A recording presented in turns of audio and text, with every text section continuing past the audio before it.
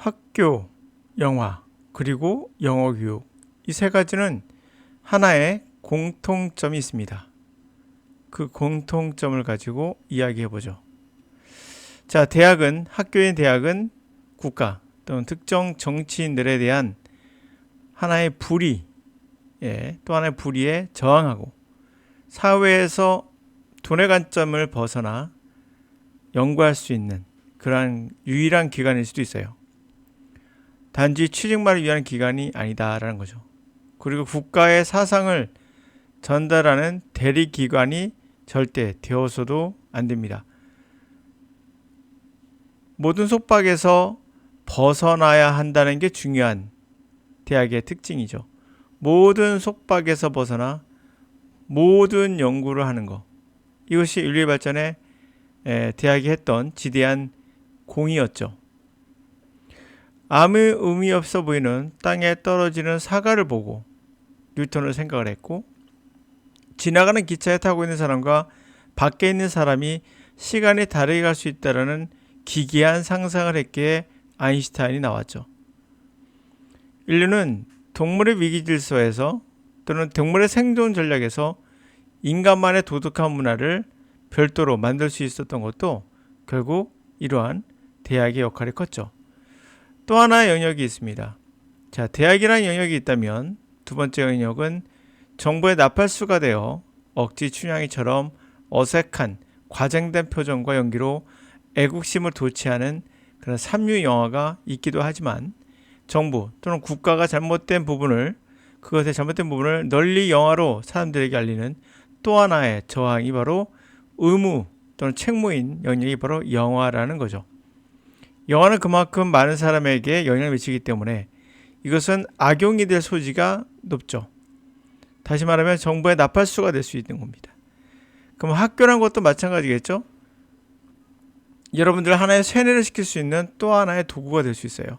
그래서 항상 독재자는 영화를 우습게 만들며 학교를 강압적으로 만드는 경향이 있죠. 자, 그리고 학교의 교육은 당국의 사상을 전달하는 것이 아니다. 자유롭게 전 세계 학계가 만들어 놓은 그 토대 위에서 토론하고 학습하는 곳입니다. 중요한 포인트는 자유로운가예요. 영화도 자유로운가? 그것만 봐도 그 사람들, 정치인들 또는 정부가 독재적인지 아닌지를 알 수 있습니다. 누군가의 지식을 그대로 아무 생각 없이 반복해서 암기시키는 세뇌의 장이 되어서는 안 된다는 거죠. 그런 측면에서 우리나라 영어 교육은 영어 습득을 위한 것이 아닌 학생들의 훈육의 도구로 사용되어 왔습니다. 강압적인 암기와 반복. 암기와 반복은 기본적으로 복종을 암시하는 거예요. 암기와 반복으로 보시면 안 되고, 암기와 반복은 무조건 복종을 암시하는 행동입니다. 이런 영어를 배운 세대는 영어를 배운 것이 아닌 금욕주의적 규칙에 얽매여 자신을 올가매는 학습을 한 거죠.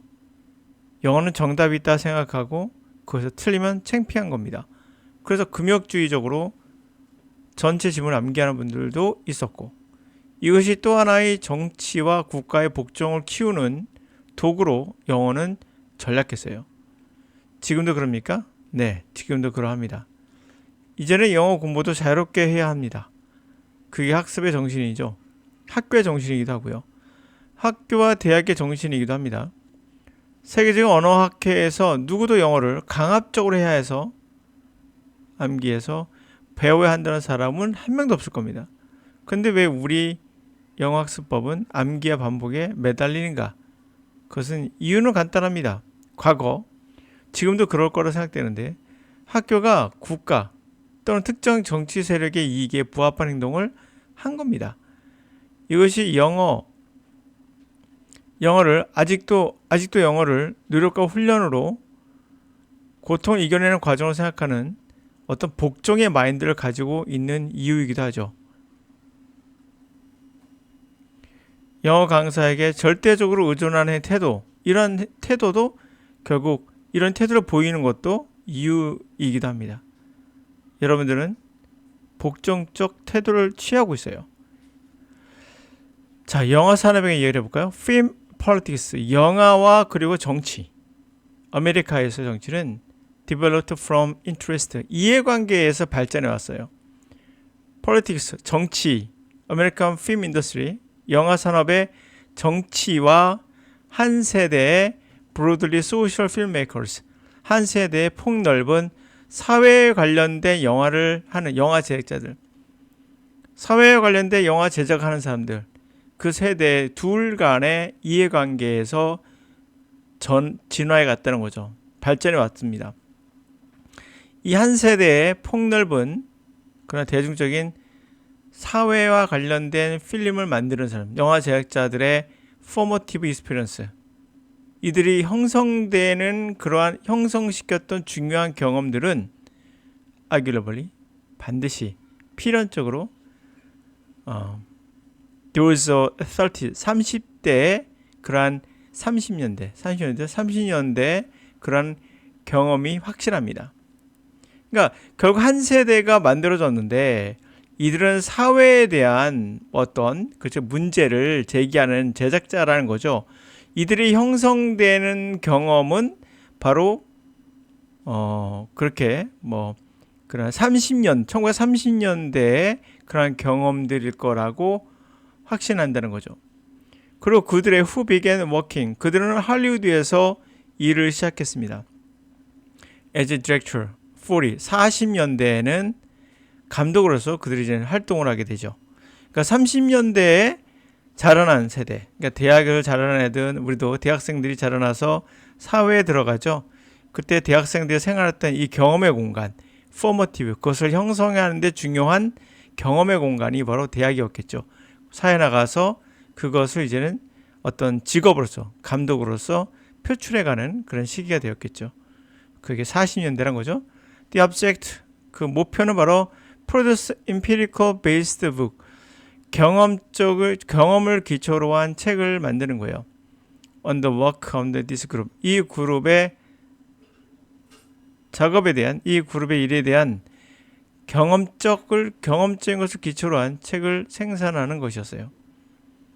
그리고 그들은 discussing film, 영화를 토론합니다. 그러면서 폭넓은 historical context, 폭넓은 역사적인 문맥, 상황 안에서 영화에 대해서 토론도 하고, 그러면서 경험을 기초로 한 empirical, 실험을 기초로 한 책들을 생산하는 것이었던 거죠.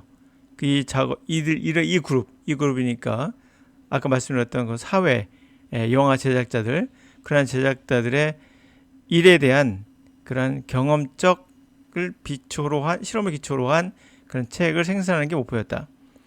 자, 그리고 그들은 영화에 대해서 폭넓은 역사적 컨텍스트 안에서 토론했고, 그리고 in particular 특히나 with reference to the changing nature, 변화하는 그러한 상업 영화의 과정, 영화 만드는 그러한 산업과 상업적 과정에 변화하는 그러한 nature, 성격과 관련해서 특히나 이런 것에 관련해서도 영화를 토론하고 있었다는 거죠. 자, 말이 좀 복잡합니다. 자, 다시 한번 천천히 설명해 드릴게요. 자, 이들은 어떻게 했다고요? empirical, 실험적, 직접 해보는 거죠. 실험적인 것을 기초로 한 그런 걸 만드는 거예요. 근데 그들은 영화에 대해서 토론을 하는데 역사적 맥락에서 토론하고, 특히나 뭐뭐를 참고한다는 겁니까? 변화하는 그런 성격, 그런 것을 레퍼런스 하는 거죠. 그걸 참고해서 토론했다는 거죠. 인더스트리얼, 산업, 커머셜, 상업적 과정, 영화 제작의 그런 과정에 변화하는 그런 네이처, 그런 본질, 변화하는 어떤 성격들, 그런 것을 참고해서 그들은 토론하면서 실험적인 그러한 걸 기초로 해서 만들었다는 거죠. followers. 자, 그래서 따라오는 것은 modest, 뭐 그렇게 대단하지도 않으면서도 소박하면서도 by no means, 결코 comprehensive, 모든 걸 포괄하는 그러한 시도는 아니었어요. discuss issues, 뭐 이슈를 다루는데 relating to social, 사회적, political contents, American film, 미국 영화의 그런 사회적 정치적 컨텐츠에 관련된 이슈를 토론하는데 아주 뭐 마디스트하고 막 그 대단하고 그 거창한 것이 아니라 수수하면서도 뭔가 포괄적으로 다 하는 것이 아닌 그러한 이슈를 토론했다는 거죠. 그것은 바로 사회적, 정치적 그러한 컨텐츠, 그 내용, 미아무르키 영화에 대한 관련된 그런 이슈를 토론했습니다. 그런 이슈들은 have yet to receive systematic study. 아직도 체계적인 연구가 되지 않은 이슈들입니다.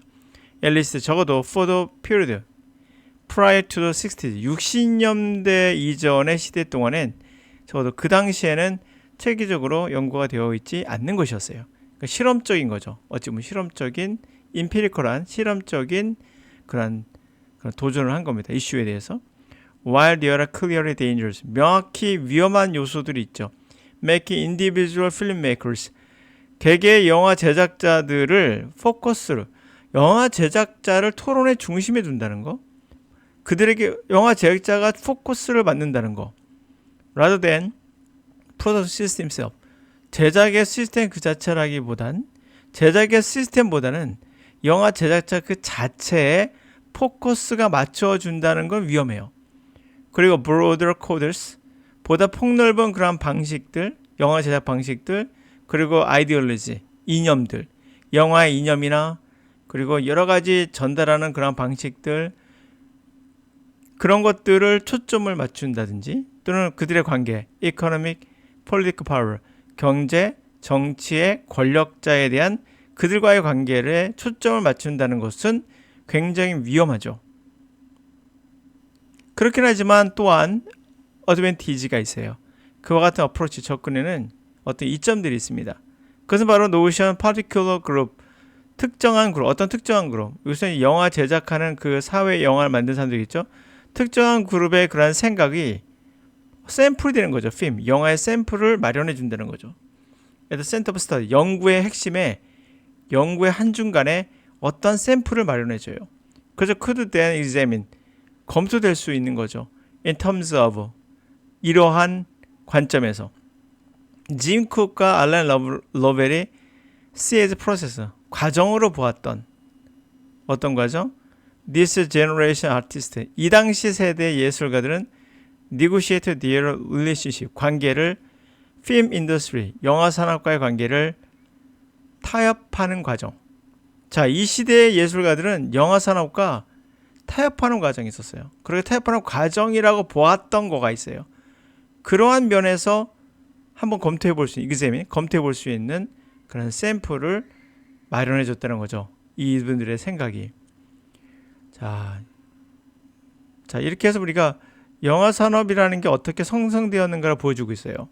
자, 보다시피 영화라는 것은 그냥 뚝 떨어진 게 아니에요. 영화와 정치에 관련된 이들이 어떻게 발전해 왔는가.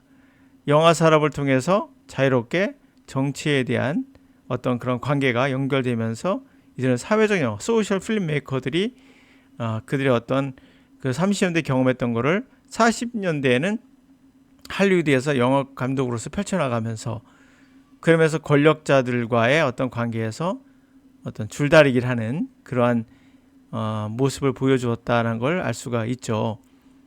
예, 그러면서 이제 영화 산업과의 관계에서 어떤 조율해가는 그런 이야기였습니다.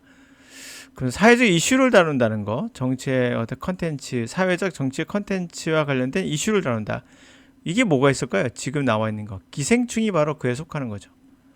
기생충이라는 영어는 사회적 이슈를 다루는 거잖아요. 빈부격차를 다루는 겁니다. 빈부격차. 그렇기 때문에 이 기생충이라는 영화가 세계적으로 칭송을 받는 이유는 이게 영화 산업의 기본 메커니즘이죠. 예? 사회에 대한 이슈를 다뤄서 영화가 해야 될 본질, 이것은 굉장히 영향력이 있기 때문에, 자, 이런 말도 있죠. 힘이 있는 자는 그만큼 의무, 뭐가 따릅니까? 책무가 따르는 거예요. 그러기 위해서 힘 있는 자는 의무와 책임이 있기 때문에 영화를 만드는 사람들은 반드시 나는 그냥 즐거운 영화 만들 수 있어. 그럴 수 있습니다. 그러나 정부의 나팔수가 되거나 그런 것은 힘을 악용하는, 대리기관의 나팔수가 되는 그런 역할을 지금까지 많이 해왔죠. 예, 지금은 또 많이 변해서 기생충 같은 이런 영화가 나와서 그 역할을 대변해주고 있다라고 볼 수 있죠. 자, 그래서 영어 교육도 이제 마찬가지입니다. 영어 교육. 자, 영어라는 것은 왜 뜬금없이 갑자기 툭 나와서 여러분들을 괴롭혔는가?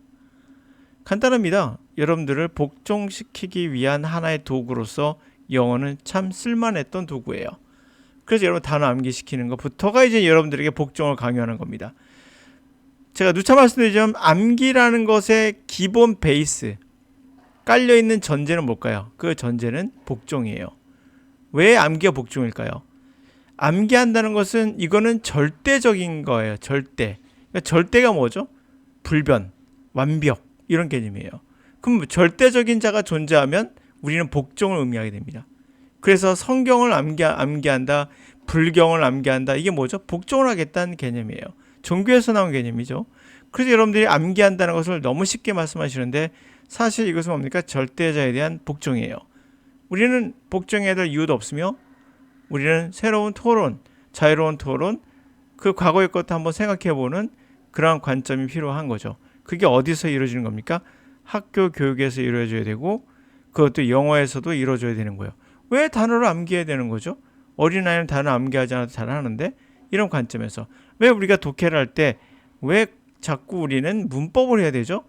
문법 없이도 우리는 책을 읽을 수 있는데 뭐 그런 개념, 그런 관점에서 적게 되면 다양하게 영어를 접근할 수 있다는 걸 알 수가 있죠. 근데 우리는 하나의 길만을 가죠. 단어 암기와 구문 독해라는 영어를 배울 때. 그럼 리스닝은 어디가 있죠? 리스닝은 없습니다. 이건 보더라도 얼마나 획일적인가를 알 수 있어요. 왜 획일적이죠? 누가 만들었습니까? 획일적이라는 것은 누가 만들었다는 얘기잖아요. 아니면 아무 생각 없이 따라가거나 그것만 보더라도 뭔가 문제가 있다는 걸 우리 쉽게 알 수 있는 거죠.